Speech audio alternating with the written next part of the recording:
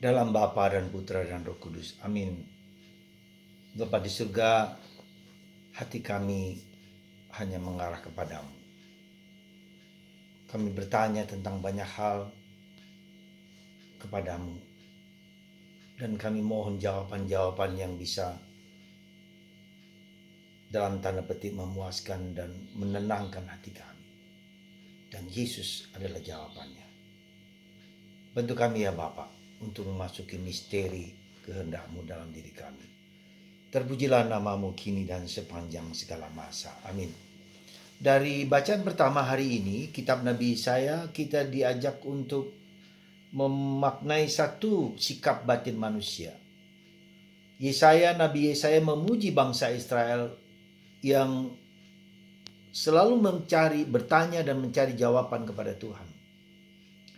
Mencari Tuhan, itulah kata kunci penting di dalam seluruh perjalanan hidup kita. Mencari Tuhan berarti kita mengajukan pertanyaan-pertanyaan. Kita mengajukan keraguan-raguan, ketidakpastian, tetapi dalam Tuhan. Dan Tuhan akan menjawabnya. Dan jawaban pertanyaan-pertanyaan orang bangsa Israel itulah yang kita lihat dari Abraham hingga Yesus. Mereka bertanya dan Tuhan memberikan jawaban. Lewat para nabi, lewat kitab suci, lewat apa yang Tuhan sampaikan lewat para nabi, dan jawaban yang paling utama dari seluruh pertanyaan hati manusia adalah Yesus. Yesus merupakan jawaban dari pertanyaan dan kerinduan hati manusia akan kepenuhan, akan rahmat, akan kasih. Itulah yang mau dikatakan oleh Nabi Yesaya hari ini. Itu yang pertama. Yang kedua, bangsa Israel juga bertanya, kenapa kami berpuasa, bermati raga, tetapi tidak dapat apa yang kami maui, apa yang kami kehendaki. Lalu Tuhan menjawab, ya kamu berpuasa, tetapi masih menghancurkan, menghina, mengejek orang lain. Puasa yang benar adalah puasa di mana kita membantu orang lain, melepaskan belenggu-belenggu dalam hidup orang lain, dalam hidup manusia. Jadi membantu orang, memberikan keutamaan-keutamaan kepada orang lain. Jadi puasa itu ada dua sisi. Sisi pertama adalah secara negatif kita mengurangi hal-hal yang negatif. Sisi positif adalah kita menambah keutamaan-keutamaan yang perlu bagi orang lain. Nah, itulah yang dimaksud dengan puasa oleh Yesus. Jadi puasa itu tidak hanya sekedar mengurangi makanan, tidak sekedar mengurangi kebiasaan-kebiasaan minuman, narkoba, lalu minuman keras, dan seterusnya. Memang itu penting dan perlu. Karena dengan berpuasa yang negatif ini, itu berarti kita menguasai nafsu-nafsu kita. Ya, nafsu-nafsu, keinginan, kerakusan, dan yang membuat kita terikat dan terpesona, ya, terlekat. Ya, nah, disitulah kita bisa melihat bahwa secara negatif kita mengurangi kebiasaan-kebiasaan negatif, keterlekatan, keterikatan pada sesuatu yang adiktif, itu kita kurangi. Ya, bahkan mungkin kita lepaskan sama sekali, tidak tergantung sama sekali. Yang kedua, bahwa secara positif menambah hal-hal yang baik dalam diri kita. Keutamaan-keutamaan yang dalam diri kita semakin baik. Ya, itu yang dua sisi dari puasa yang penting dan perlu. Nah, tapi ada satu sisi lain yang perlu kita renungkan adalah ketika Yesus ditanya oleh murid-murid Yohanes, kami berpuasa, dan orang-orang Saduki, Farisi juga berpuasa. Kenapa muridmu tidak berpuasa? Ini jawaban yang di atas yang pertama tadi, yang negatif dan positif. Bagaimana kita sebut di atas ini? Nah, begini. Ada saat-saatnya hidup rohani kita, hidup kita itu menyenangkan. Ada saat-saatnya kita juga hidup doa menyenangkan, semua smooth, segala macam.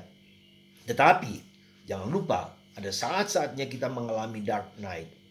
Ada saat-saatnya kita merasakan bahwa Tuhan seperti tidak adil dalam diri kita. Dan itu bisa kita lihat di dalam pengalaman-pengalaman para rasul. Ketika mereka di atas kapal ada badai api. Ya, dan Yesus tidur. Nah, saat-saat seperti malam gelap, kekeringan, kebosanan, ke masalah-masalah kehidupan, disitulah saatnya kita berpuasa. Jadi puasa Yesus, puasa yang benar menurut Yesus adalah ketika kita tetap setia, tetap tekun, tetap tabah, ya, di dalam segala penderitaan kehidupan kita, apapun bentuknya. Dan jawaban dari kita bukanlah dengan pikiran. Kalau kita sedang waras mungkin, tetapi kalau kita sedang tidak waras, pikiran kita tidak bisa menjawab, kekeringan perasaan kita menjadi sangat dangkal, emosional dan seterusnya, dan kering segala macam. Jawabannya adalah lutut kita. Kita hanya bersujud, kita hanya tunduk, kita hanya meluangkan waktu di hadapan Tuhan dan menyerahkan segala sesuatu kepada Tuhan. Dan itulah yang dilakukan oleh Yesus ketika di Taman Getsemani. Dia akan berhadapan dengan penderitaan, dia bersujud, dia berlutut di hadapan Tuhan dan berseru kepada Tuhan, ya Bapa, kalau boleh piala ini berlalu daripadaku. Bila tidak, biarlah itu terjadi. Dan itulah saudaraku terkasih, puasa yang punya makna lebih dalam, punya makna yang lebih tinggi, ya. Pikiran kita, perasaan kita, emosi kita tidak berjalan sama sekali. Lalu kita tunduk, kita sujud dengan lutut kita. Dan kedua, bersujud tunduk dengan rosario. Nah, jadi inilah rosario, kekuatan kita ketika kita tidak dapat mengalahkan sesuatu. Larilah ke dalam rosario. Atau kalau Anda di gereja, pergilah ke ruang adorasi, duduklah di situ, bersimpulah di situ, dan membiarkan Tuhan mengambil alih problem hidup kita.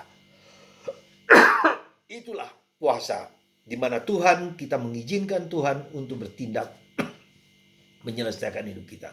Semoga Anda dan saya melakukan 3 bentuk jenis puasa. Secara negatif mengurangi kekurangan, menambah keutamaan, dan secara lebih rohani, lebih dalam, yaitu ketika Tuhan tidak dirasakan hadir, justru saya harus mengambil rosario, sujud, meluangkan waktu bersama Tuhan, lebih-lebih melakukan supaya kehendak Tuhan terjadi atas hidup kita.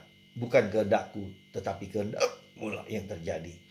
Semoga Anda diberkati, dilindungi, dicerahkan, dan mengubah mindset cara pikir kita semua. Bapa, Putra, dan Roh Kudus. Amin.